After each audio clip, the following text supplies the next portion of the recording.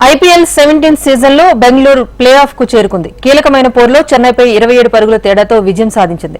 ఇరు జట్లు 14 పాయింట్లతో సమానంగా ఉన్నప్పటికీ మెరుగైన రన్ రేట్ తో బెంగళూరు విజయం సాధించింది. ఆర్సీబీ విజయాల్లో కీలక పాత్ర పోషిస్తున్న విరాట్ కోహ్లీ కొత్త రికార్డు సృష్టించాడు. చెన్నై సూపర్ కింగ్స్ పై కేవలం 29 బంతుల్లో 47 పరుగులు చేశాడు. ప్రస్తుతం సీజన్లో ఇప్పటి వరకు 14 మ్యాచ్ల్లో మొత్తంగా 708 పరుగులు చేసిన కోహ్లీ ఆరెంజ్ క్యాప్ తో ఉన్నాడు.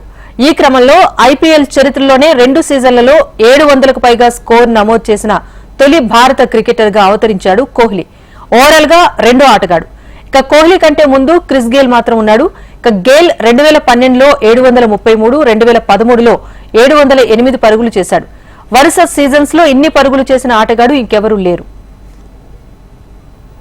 17th సీజన్ లో 708 పరుగులు చేసిన కోహ్లీ స్ట్రైక్ రేట్ 155.60. ఇప్పటి వరకు ఐపీఎల్లో అత్యధిక స్ట్రైక్ రేట్ ఇదే. ప్రస్తుత సీజన్లో తన స్ట్రైక్ రేట్ పైన విమర్శలు వచ్చినా ఏమాత్రం వెనుకడుగు వేయకుండా కోహ్లీ చెలరేగిపోతున్నాడు. 2016 ఎడిషన్లో అతడు ఏకంగా 974 పరుగులు చేసిన సంగతి తెలిసిందే. అప్పుడు కోహ్లీ స్ట్రైక్ రేట్ 152.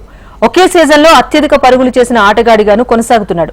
ఇక ఐపీఎల్ 2024 లీగ్ స్టేజ్ ను విరాట్ 37 సిక్స్లతో ముగించాడు. ఈ సీజన్లో అత్యధిక సిక్సర్లు బాదిన బ్యాటర్ కూడా అతడే.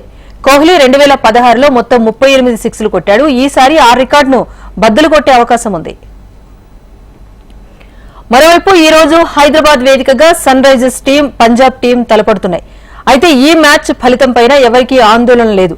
ఇప్పటికే Hyderabad Sunrisers team playoff కు చేరుకోవటం, పంజాబ్ కు ప్లే ఆఫ్ కు అవకాశాలు సన్నగిలటంతో ఈ మ్యాచ్ కేవలం నామమాత్రంగానే సాగనుంది.